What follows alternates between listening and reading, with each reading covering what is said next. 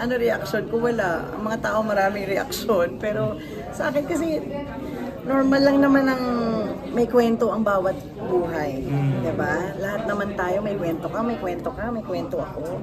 Nagkataon lang sigurong artista ako at yung kwento ko ng buhay ko, wala naman siguro akong utang na loob dapat sa ibang tao para explain kung ano.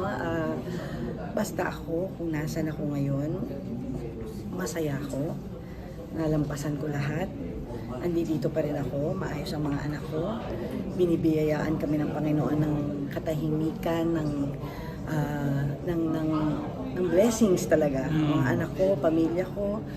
And yun lang, aside from naman the chaos of the Marites, wala naman iba eh.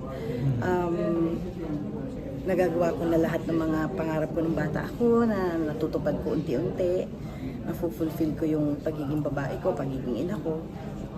Yun lang. All I wanna do is spread love, spread happiness, positivity, and my life testimony has nothing to do with anything but just to glorify my God. Hindi ako nag-decide. Ako naman, normal lang naman yung makipagtsikahan tayo, makipagkwentuhan, and kung wala ka naman tinatago sa sarili mo, I think it's just the right time na, kumbaga parang, andyan na yan, nakalabas na yan, ayun, pagbigyan natin na mga naman yung iba, dahil ito naman talaga ang buhay ng isang Nadia Montenegro. Hindi ko po mababago yun. Yan ang past ko, and this is me now, so yun na po, take it or leave it. I'm blessed. Na ang mga desisyon natin na ginagawa natin sa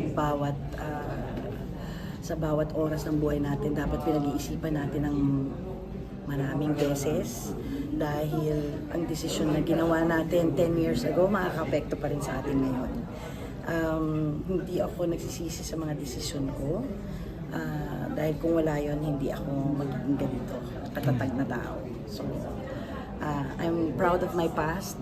I'm stronger than my yesterday, and I'm better today and tomorrow.